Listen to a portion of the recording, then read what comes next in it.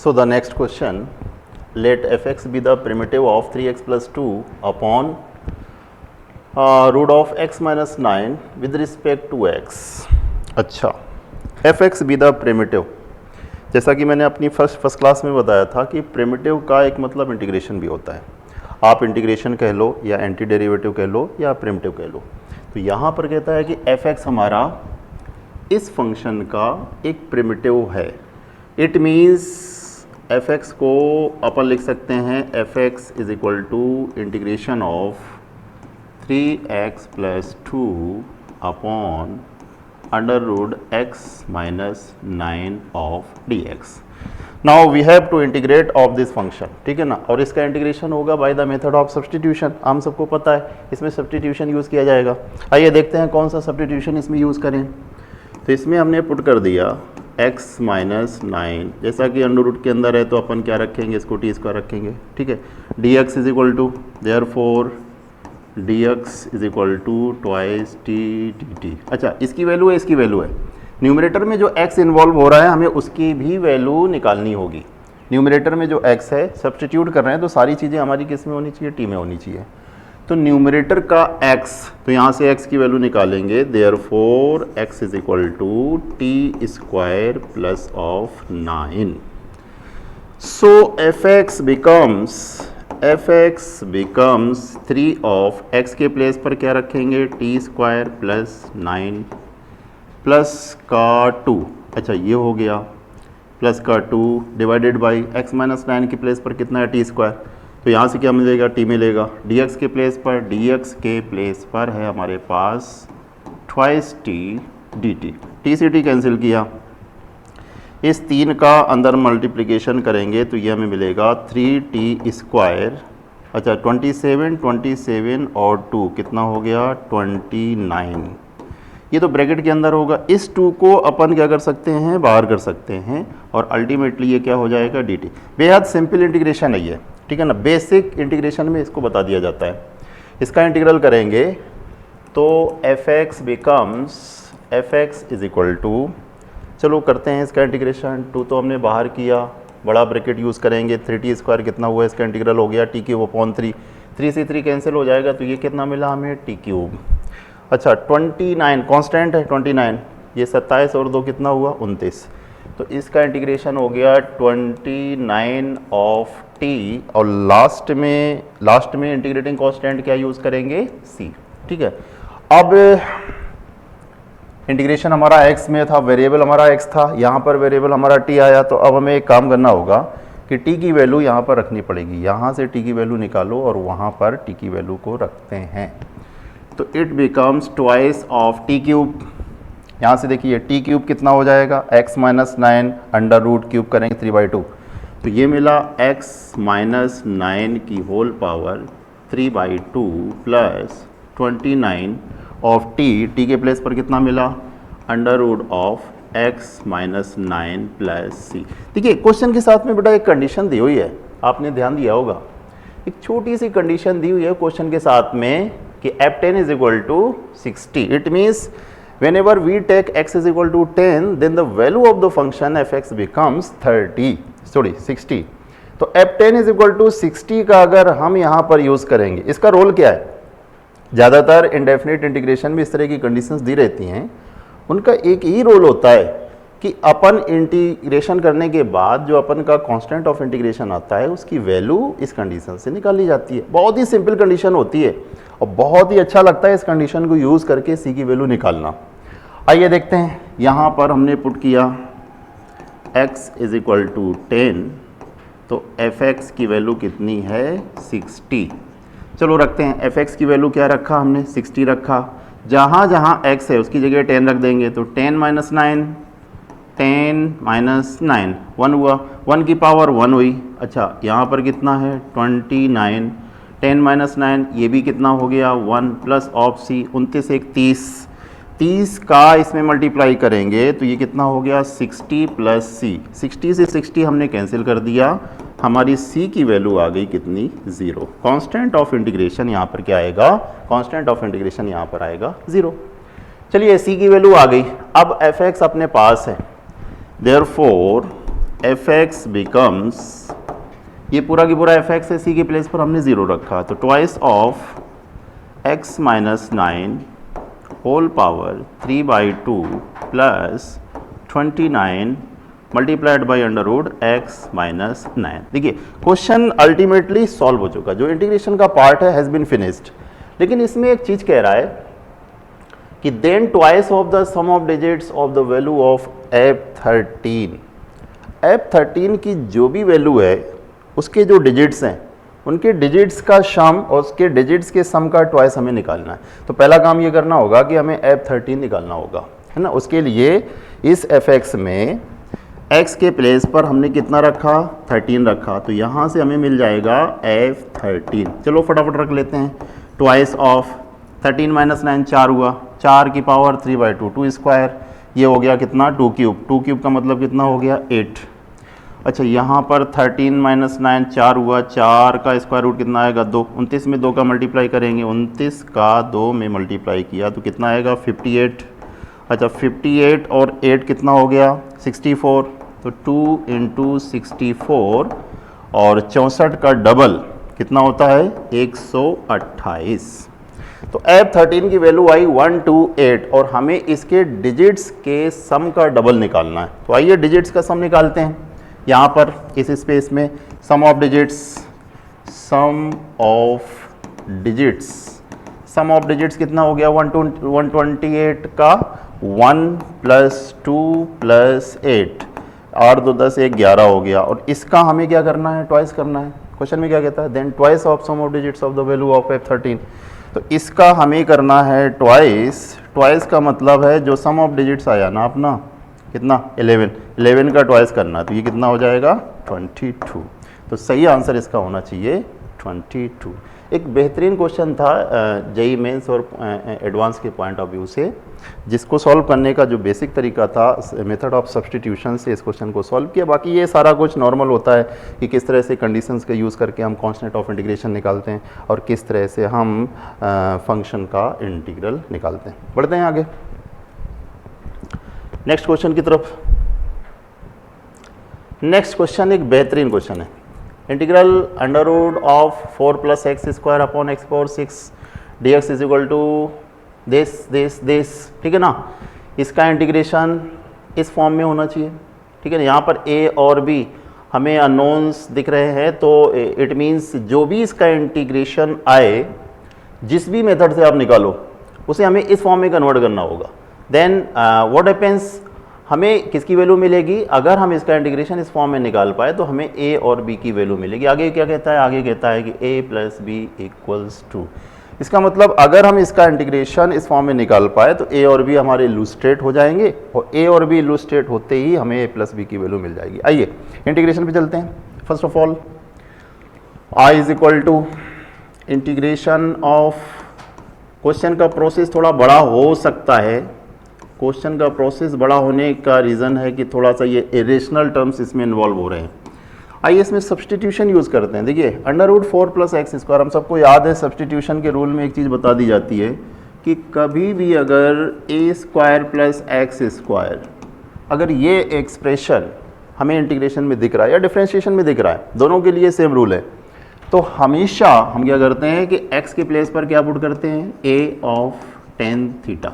हमेशा इस एक्सप्रेशन के लिए जो स्टैंडर्ड सब्स्टिट्यूशन है वो है हमारा x = a tan थीटा। यहाँ पर क्या करना है, पुट किया हमने, क्या पुट किया, x = twice of tan of theta. तो dx हो गया हमारे पास tan थीटा का डिफरेंशिएशन sec² थीटा, तो twice of sec² theta and d theta. आइए सब्स्टिट्यूट करते हैं। I = ये रूट के अंदर कितना हो जाएगा 4 + 4 tan² theta, 4 sec² theta, 4 sec² theta का स्क्वायर रूट कितना आएगा twice of sec theta. Clear है। अच्छा dx हमारे पास है twice sec² theta and d theta. Denominator में आते हैं x की पावर 6 का मतलब 2 की पावर 6, पहली बात तो ये हुआ, और 10 की पावर 6 हुआ 10 की पावर 6 ऑफ थीटा।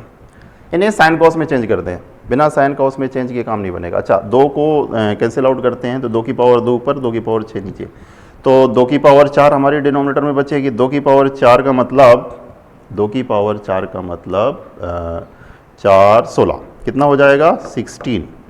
अच्छा, इंटीग्रल ऑफ ये हो गया सेक क्यूब थीटा, इसको कॉस में चेंज करते हैं तो 1 कॉस क्यूब थीटा अपॉन 10 को भी चेंज करते हैं तो साइन की पावर 6 थीटा अपॉन कॉस की पावर 6 थीटा डी थीटा। इसे सिंप्लीफाई करते हैं, कॉस जम करके ऊपर जाएगा, कॉस क्यूब नहीं कॉस की पावर 6 को कैंसिल आउट किया तो ऊपर क्या बचेगा कॉस क्यूब, नीचे क्या बचेगा साइन की पावर 6 थीटा।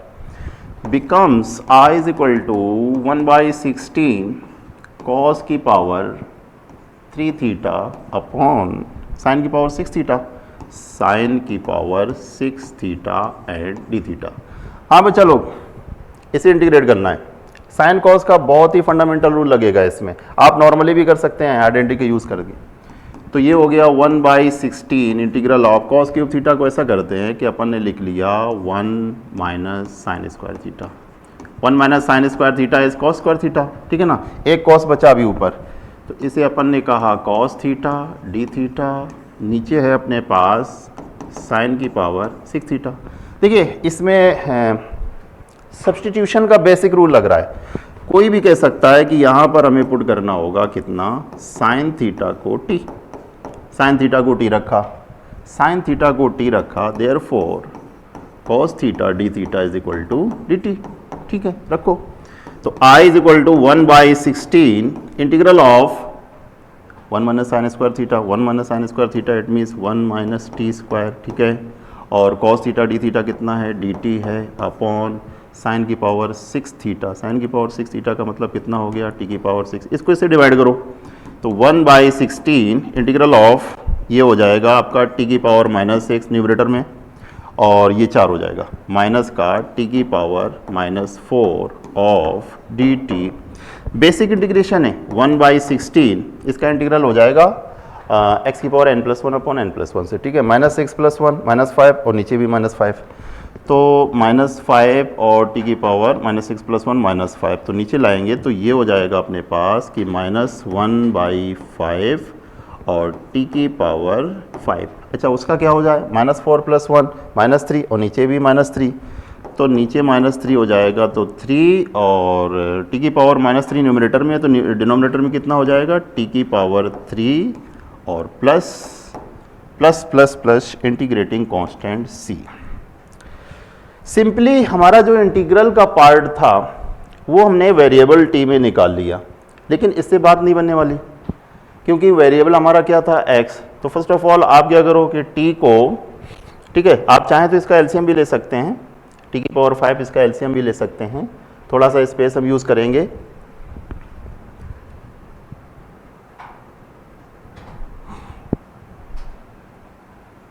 मूव, हाँ इस स्पेस का यूज़ करेंगे। अच्छा टर्म्स हमारे क्या हैं, इसका एलसीएम अगर लेंगे, एलसीएम कितना हो जाएगा हमारा टी की पावर 5 और 5 और 3 का एलसीएम कितना होगा 15, 15 का 16 में मल्टीप्लाई करेंगे तो 15 का अगर 16 में मल्टीप्लाई करेंगे शायद 120 आएगा, 120, ठीक है, तो ये हो गया 120 और टी की पावर 5, इसका एलसीएम कितना हो गया टी की पावर 5। न्यूमरेटर में क्या बचेगा, न्यूमरेटर में बचा 15 का लिया तो 3 उसके साथ आएगा। अच्छा प्लस वाला हम पहले लिख सकते हैं तो 5 ऑफ टी स्क्वायर कितना होगा 5 ऑफ टी स्क्वायर माइनस, अच्छा इस माइनस वाले का कितना हो जाएगा 3 ऑफ टी की पावर 5, हाँ टी की पावर 5 एलसीएम है तो 3 बचेगा, सिंपली कितना बचा 3 बचेगा, 5 × 15, तो ये आपका 3 बचा। इस तरह से अपन लिख सकते हैं कि 120 of 5 of T square minus 3 upon T की पावर 5।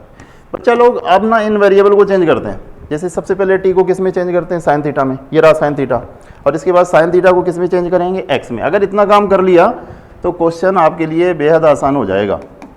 आते हैं 5 of T square, T square का मतलब साइन स्क्वायर थीटा हो गया है ना, तो ये हो गया sine square theta minus 3 upon 120 sine की पावर 5 ऑफ थीटा। अच्छा एक चीज़ मिसिंग हुआ क्या, सी की वैल्यू, हाँ ठीक है, सी को हमने इंट्रोड्यूस नहीं किया, यहाँ पर सी को इंट्रोड्यूस कर लो, यहाँ पर सी को इंट्रोड्यूस कर लो और यहाँ पर सी को इंट्रोड्यूस कर लो। अब देखिए सारा काम हो गया है, अब हमें क्या करना है कि इस साइन थीटा को चेंज करना है किसमें, एक्स में। तो ये टेन थीटा की वैल्यू कितनी है, x/2। Tan theta is x/2। x/2 का मतलब क्या हो जाएगा, ये x हो जाएगा और ये 2 हो जाएगा, तो इसका हाइपोटेनस कितना आ जाएगा, √x² + 4। चलिए फटाफट हम यहाँ पर वैल्यू रखते हैं, 5 of sine square theta, sine theta कितना हो गया, this upon this, sign square theta कितना हो जाएगा, sign square theta perpendicular upon hypotenuse, इसका स्क्वायर करेंगे तो 5 ऑफ x² अपॉन x² + 4। देखिए जल्दबाजी यहाँ पर नहीं कर सकते अपन, ठीक है ना, जल्दबाजी करने से मिस्टेक होने के पूरे चांसेस हैं। नीचे कितना हो गया 120, अच्छा ये 120 हमारा शो हो रहा है x की पावर 5, अच्छा साइन की पावर 5 थीटा, साइन कितना है x, तो ये हो जाएगा x की पावर 5 अपॉन, अच्छा हाइपोटेनस कितना है 1/2, पावर 5 करेंगे तो 5/2, पावर 5 करेंगे तो कितना हो जाएगा 5/2, ये दिस अपॉन दिस, पावर 5 करेंगे तो 5/2, तो ये हो गया अपने पास x² + 4 की होल पावर 5/2। अब आपको इसे सॉल्व करना है, थोड़ा सा क्वेश्चन का साइज बड़ा है, सिंप्लीफिकेशन का साइज बड़ा है, इसलिए स्पेस का ज़्यादा यूज़ करेंगे। ये हो गया, करते हैं इसका सिंप्लीफिकेशन,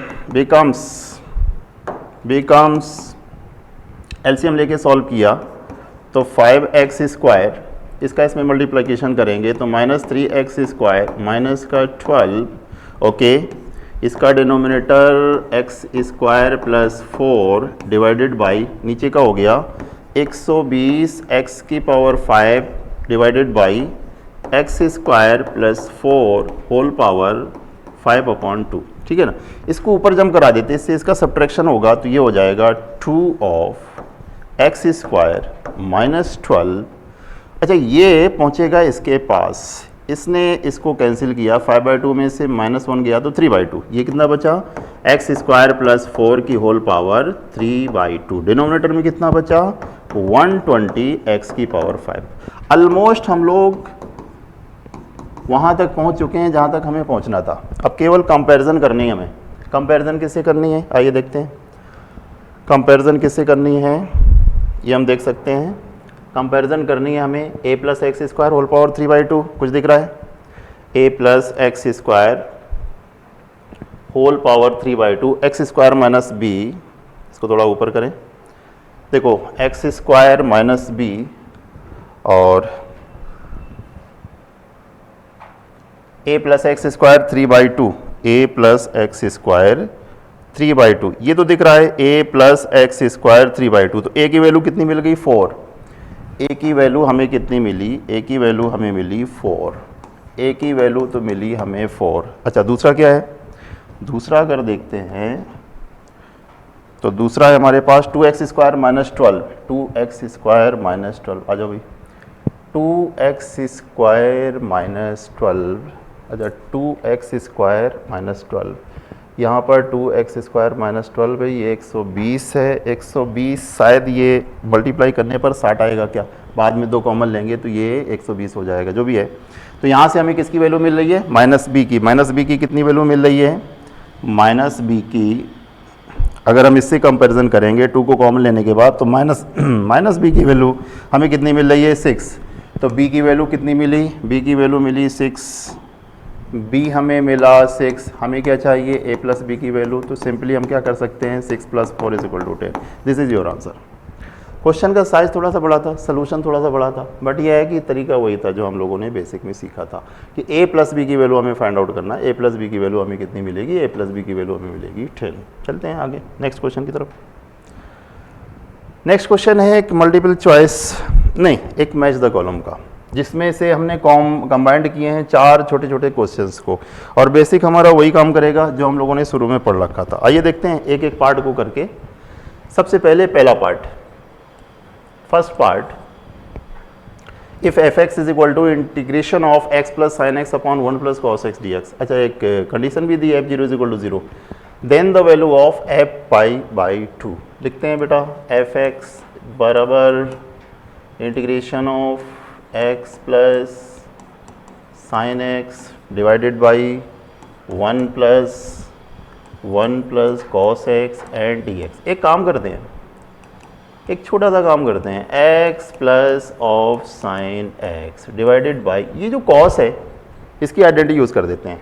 कॉस की आइडेंटिटी वो यूज़ करो कि 1 कैंसिल हो जाए आपका। कॉस की कौन सी आइडेंटिटी यूज़ करेंगे, 1 plus of twice cos square X by 2 minus 1, you know all, सबको पता है ये चीज़, 1 से 1 कैंसिल हुआ।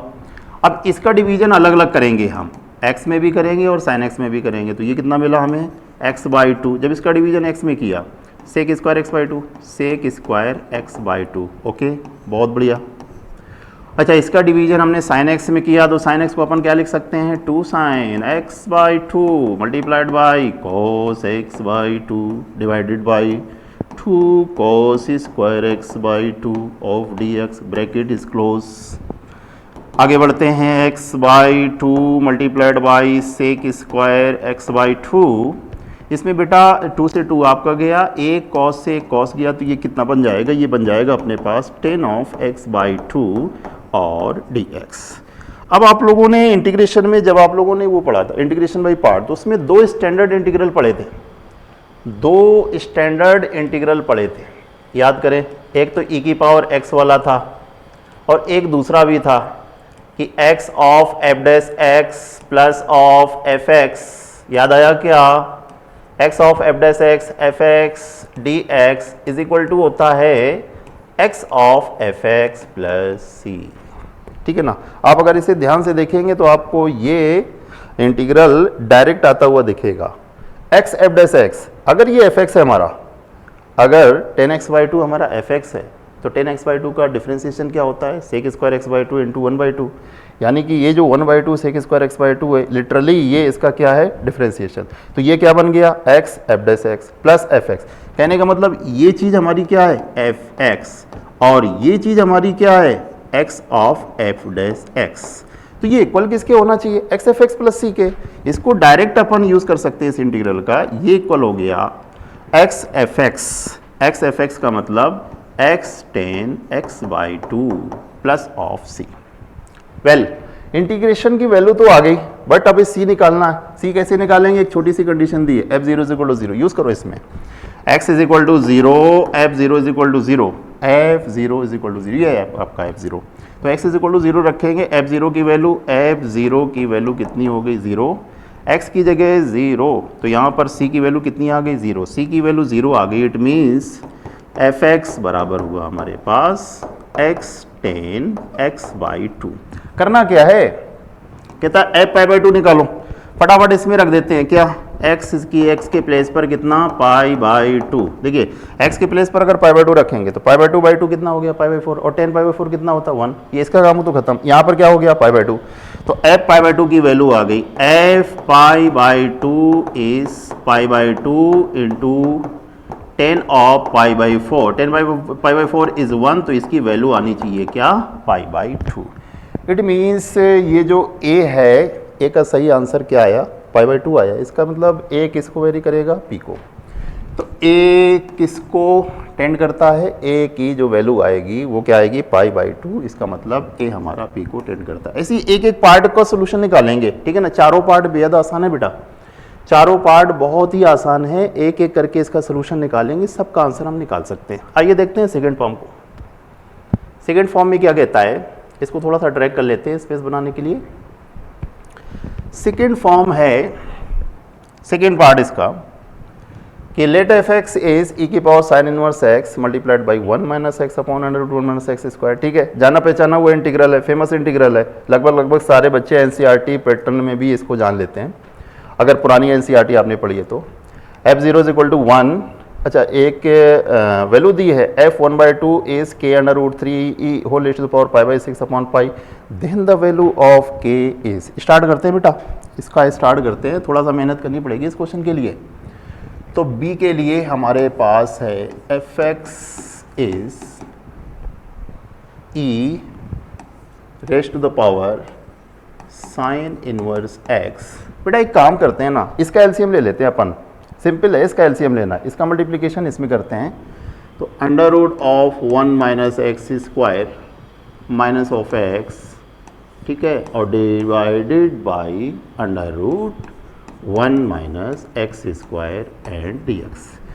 चलिए नेक्स्ट सब्सटीट्यूशन, जैसा कि सबको पता है साइन इनवर्स एक्स को हमने टी रखा, देयरफॉर साइन इनवर्स एक्स का डिफरेंशिएशन क्या हुआ, 1 upon under root 1 minus X square dx is dt। तो देखिए एक काम तो बन गया कि ये जो पोर्शन है ना इंटीग्रल का बेटा, ये हमारा dt के इक्वल हो गया, और साइन इनवर्स एक्स को हमें क्या रखना है, टी रखना है, तो fx बिकम्स e की power t, well 1 minus X square, 1 minus X square, यहाँ से x की वैल्यू कितनी आएगी, x की वैल्यू आएगी अपने पास साइन ऑफ t, तो 1 माइनस एक्स स्क्वायर का मतलब 1 minus sine square T, 1 minus sine square T it means cos square T, तो ये कितना आ गया हमारे पास, ये आ गया cos of T minus X, अच्छा x क्या है हमारे पास, sine of T, very good.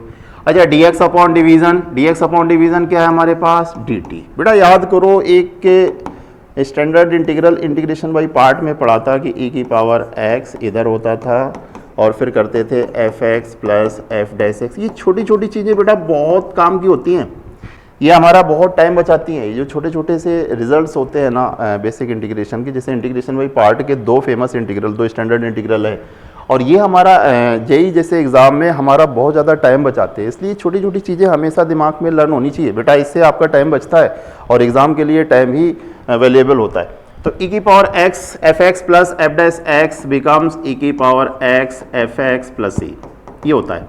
तो इस हिसाब से अगर इसको देखा जाए, इसमें से एक तो फंक्शन है, दूसरा उसका डेरिवेटिव है।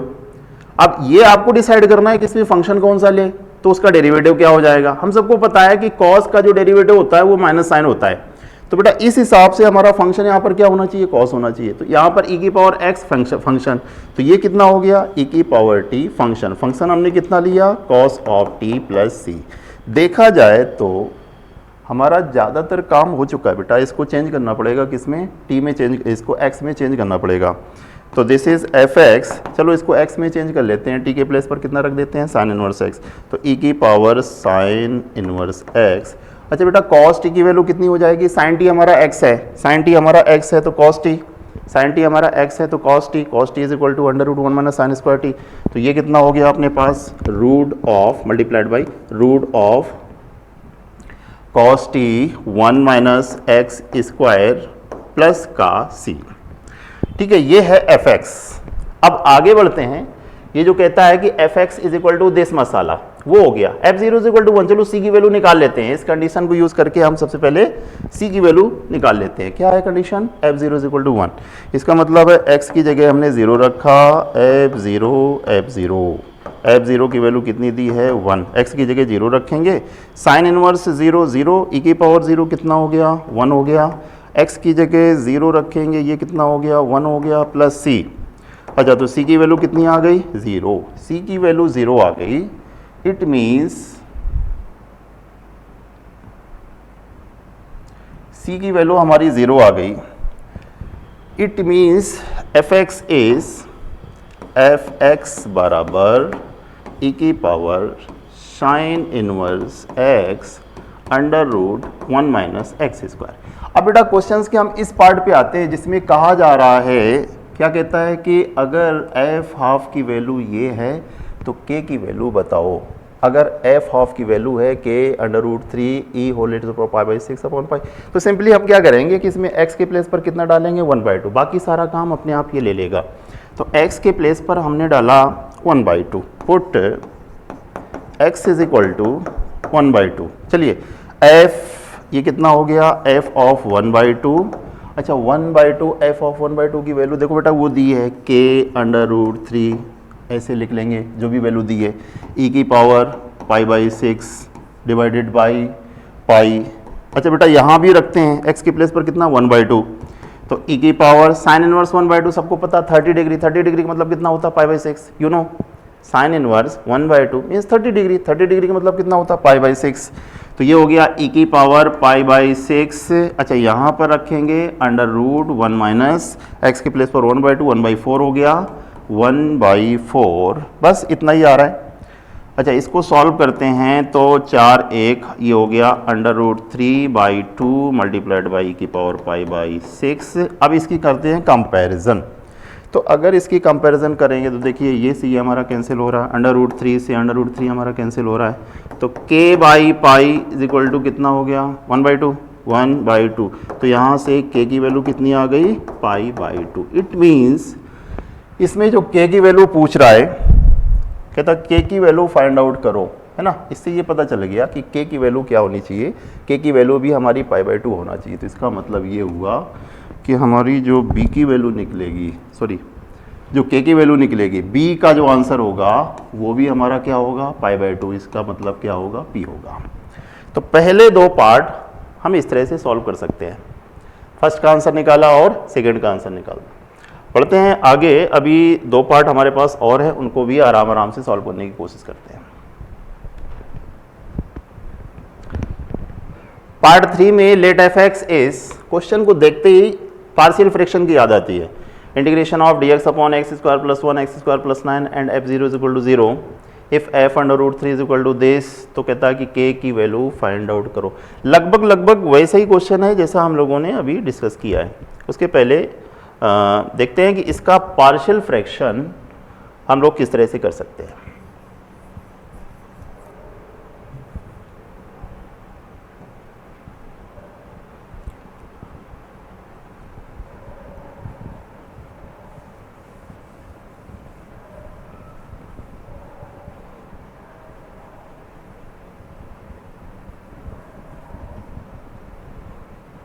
Okay, now let's start part number 3. C part. f(x) is integral dx upon x² + 1 x² + 9। For convenient थोड़ी देर के लिए हम क्यों ना पार्शियल फ्रैक्शन के लिए इस x² को k ले लेते हैं, ठीक है ना। अलग से भी चाहें तो कर सकते हैं इसका पार्शियल फ्रैक्शन। लिखा है हमारे पास x² + 1 एंड x² + 9। बेटा सबसे पहले इसका करते हैं पार्शियल फ्रैक्शन, है ना। ये थोड़ी देर के लिए k सपोज किया तो k + 1 एंड k + 9। ये पार्शियल फ्रैक्शन का पहला रूल, जिसमें हम जानते हैं कि दोनों लीनियर फैक्टर्स होने चाहिए डिनोमिनेटर में। तो सबसे पहले हमने क्या लिया, डिनोमिनेटर में k + 1 लिया, ठीक है। अब k के प्लेस पर क्या रखेंगे -1, यहाँ पर -1 रखेंगे तो क्या मिला हमें 8, ऊपर क्या मिला हमें 1। अब फिर प्लस लिखा, दूसरा लीनियर फैक्टर हमने कितना लिखा k + 9। यहाँ से k की वैल्यू क्या रखेंगे -9 यहाँ दिया, -9 + 1 कितना हो गया -8, ये हो गया -8, ऊपर क्या हुआ आपका 1। तो इसके जो पार्शियल फ्रैक्शन आए वो आए, 8 को चाहे तो हम बाहर निकाल सकते हैं, तो इसके पार्शियल फ्रैक्शन आ जाएंगे। k को हमने क्या सपोज किया था x², तो ये हो गया x² + 1। अच्छा, माइनस को बीच में ला सकते हैं, ये हो गया x² + 9। बहुत ही सिंपल तरीका है पार्शियल फ्रैक्शन में कन्वर्ट करने का, पहले रूल से, कि जब डिनोमिनेटर में दोनों फैक्टर हमारे लीनियर हों तो उसका पार्शियल फ्रैक्शन इजी वे में, मतलब 2 सेकंड के अंदर अंदर हम इसके पार्शियल फ्रैक्शन कर सकते हैं। तो बेटा हमें करना है इसका इंटीग्रेशन, तो f(x) बिकम्स 1/8, इसको बाहर निकाल सकते हैं। इंटीग्रल के अंदर क्या हुआ dx अपॉन x² + 1। अच्छा, ये क्या हो गया -dx अपॉन x² + 9 को हम क्या लिख सकते हैं 3² लिख सकते हैं। बाहर कितना है dx, सभी को पता है इसका इंटीग्रल बेहद आसान तरीके से हम निकाल सकते हैं। ये कितना हो गया tan इनवर्स x, ये हो गया -1/a tan inverse x upon a, 1/a it means 1/3, और tan inverse x upon 3 last में c। c की वैल्यू निकालने के लिए कोई ना कोई कंडीशन है हमारे पास, f0 = 0। चलो यूज़ कर देते हैं, x = 0, तो f0 = 0 tan inverse 0 1/8 multiplied by 0। इस पूरे मसाले की वैल्यू कितनी आई 0 आई, 1/8 का 0 में मल्टीप्लाई करेंगे कितना मिला 0 प्लस c, तो c की वैल्यू कितनी हो गई 0। c की वैल्यू 0 हो गई, तो इसका मतलब है इंटीग्रल हमारा हुआ यहाँ पर हम यूज़ कर देते हैं इसका कि एफ एक्स बराबर 1/8 and tan inverse x minus 1/3 tan inverse x upon A x/3। आगे क्या कहता है क्वेश्चन में? आगे कहता है कि अगर f√3 की वैल्यू ये है, ठीक है, f√3। अब ये बताने की नीड नहीं है कि यहाँ पर x के प्लेस पर हमें क्या रखना है, √3 रखना है, ठीक है ना। f√3 की वैल्यू 5/36, f√3 की वैल्यू 5/36 मल्टीप्लाइड बाई k, इधर भी रखेंगे x के प्लेस पर कितना, √3, इधर ले लो 1/8। अच्छा, टेन इनवर्स √3, टेन इनवर्स √3 का मतलब 60 का मतलब कितना हो गया, π/3 और माइनस 1/3, यहाँ पर √3 जाएगा तो √3/3 1/√3 का मतलब हो गया 30 का मतलब हो गया π/3, है ना, π/3। ये कितना हो गया, नहीं π/3 नहीं, π/6, 30 है ना, तो 30 को अपन क्या लिख सकते हैं, π/6 लिख सकते हैं। यहाँ पर टेन इनवर्स √3/3, तो टेन इनवर्स 1/√3, 30 का मतलब हो गया π/6, ठीक है, ये π/6 होगा। तो बेटा इसको सॉल्व करते हैं 1/8, अच्छा ये हो गया 18, तो 18 को हम चाहें तो एलसीएम ले सकते हैं, तो ये आएगा आपका कितना, 6π माइनस ये आएगा आपका पाई, तो यहाँ से क्या बना 5π अपॉन 18 का 8 में मल्टीप्लाई करेंगे तो कितना आया 144। अच्छा, क्वेश्चन में कहता है कि f√3 5/36 इंटू के, तो 5 तो हमें डिस्प्ले हो रहा है और बाकी सारी चीज़ें के की वैल्यू दे देंगी, है ना। 5 को तो हटा देते हैं, तो यहाँ से k/36 को हम डायरेक्ट इसके इक्वल कर देंगे, तो k/36 को हमने इक्वल कर दिया किसके, π/144। तो यहाँ से k की वैल्यू आएगी, इसको इधर ले जाएंगे, 36 शायद 4 बार जाएगा, है ना, तो ये कितना हो जाएगा, ऊपर जाएगा, ये π/4 कितना आ जाएगा, π/4। तो यहाँ से k की वैल्यू कितनी आनी चाहिए, π/4। इट मीन्स सी का जो आंसर होना चाहिए वो क्या होना चाहिए, π/4। तो ए पार्ट, बी पार्ट और सी पार्ट तक हम पहुंच चुके हैं। लास्ट वाला पार्ट है डी, जो कि काफ़ी आसान वाला पार्ट समझ में आ रहा कि let F X is equal to √10x upon sin x into cos x dx and f0 is equal to 0, f π/4 is equal to 2k/5, then the value. इसमें भी k की वैल्यू हमें चाहिए, तो क्या करते हैं कि थोड़ा सा इसको ड्रैग कर लेते हैं।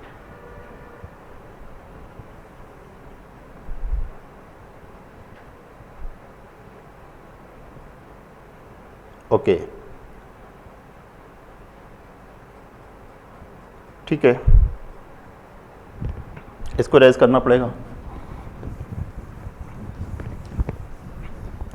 फोर्थ पार्ट के लिए आप चाहें तो इसको ट्राई कर सकते हैं, जब तक मैं ये रेज कर रहा हूं आप इसका आंसर निकाल सकते हैं। तरीका बेहद आसान है इसको सॉल्व करने का।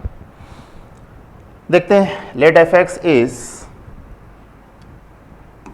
Part number D, F X is integral 10x √ upon sin x into cos x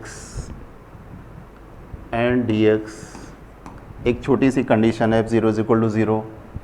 बेटा इसमें एक काम करते हैं, अपन नीचे भी 10 बनाने की कोशिश करते हैं कि नीचे डिनोमिनेटर में अगर 10 बन जाए तो हमारा काम बन जाएगा। उसके लिए हमने क्या किया, sin x upon cos x, cos से डिवीज़न तो cos से मल्टीप्लाई, अगर cos से मल्टीप्लाई करेंगे तो ये कितना हो जाएगा अपने पास, cos square x and dx।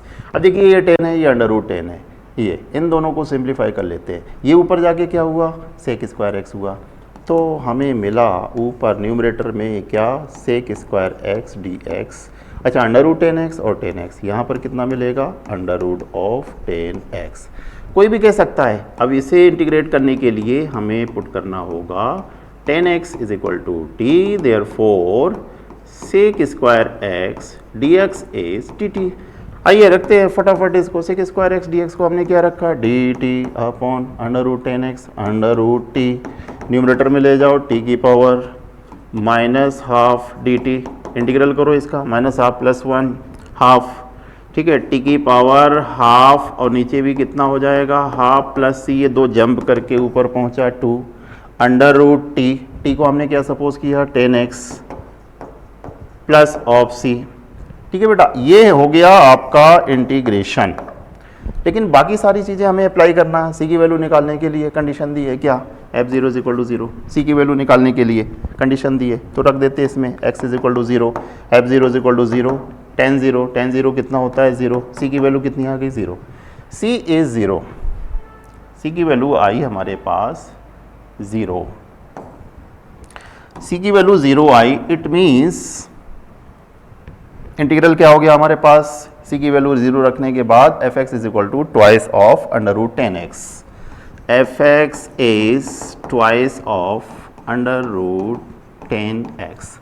आगे कहता है एफ ऑफ पाई बाई 4, ये दिख रहा होगा आपको, ये चीज़ आपको दिख रही होगी है ना, इसमें x इज इक्वल टू कितना पुट अप करते हैं पाई बाई 4, तो एफ ऑफ पाई बाई 4 कितना 2k by pi, 2k by pi, यहाँ पर भी x के प्लेस पर पाई बाई 4 रखो तो twice of under root 10 of pi by 4, बेटा वैल्यू इसकी 1 होती है 1045, 10 पाई बाई 4 की वैल्यू 1 होती है, तो लिटरली ये हमारा किसके इक्वल होगा 2 के इक्वल होगा, 2 से 2 को उड़ाया, k की वैल्यू कितनी आई पाई, यही आपका आंसर है, शायद k ही पूछ रहा है, तो k की वैल्यू पूछ रहा है कि k की वैल्यू बताओ, तो k की वैल्यू कितनी आनी चाहिए, k की वैल्यू आनी चाहिए पाई, पाई आंसर डिस्प्ले हो रहा कहाँ पर एस वाले ऑप्शन में, तो डी का आंसर जो होना चाहिए, डी का जो आंसर होना चाहिए, डी का आंसर होना चाहिए पाई, यानी कि डी किसको एस को शो करता है, ए हमारा पी को, बी हमारा पी को, सी हमारा पाई बाई 4, पाई बाई 4 को ऑप्शन लिखना चाहिए था आर, तो सी किसको आर को, सी किसको आर को, और डी किसको, डी हमारा शो करेगा एस को। एक बेहतरीन क्वेश्चन फंडामेंटल रूल को यूज़ करते हुए चारों पार्ट का आंसर हमने निकाला। तो इस तरह से बेटा ये थी हमारी इंटीग्रेशन की जेई मेंस और एडवांस के बच्चों के लिए फर्स्ट डीपीपी, जिसमें हमने एफर्ट किया कि जितने भी तरह के कॉन्सेप्ट हैं उनमें से जितने भी तरह के फंडामेंटल कॉन्सेप्ट हैं उन सब का यूज़ किया जाए। तो आप लोगों ने इसको जाना सीखा, अब आपको कुछ नहीं करना है, इस डीपीपी की प्रैक्टिस खुद से करना है, सारे क्वेश्चंस का आंसर इसी तरह से निकालना है जिस तरह से मैंने आपको समझाया। मिलते हैं नेक्स्ट सेकंड डीपीपी के लिए, तब तक आप इसको एंजॉय करो, इसकी प्रैक्टिस करो अपने अच्छे ब्राइट फ्यूचर के लिए। Thank you very much.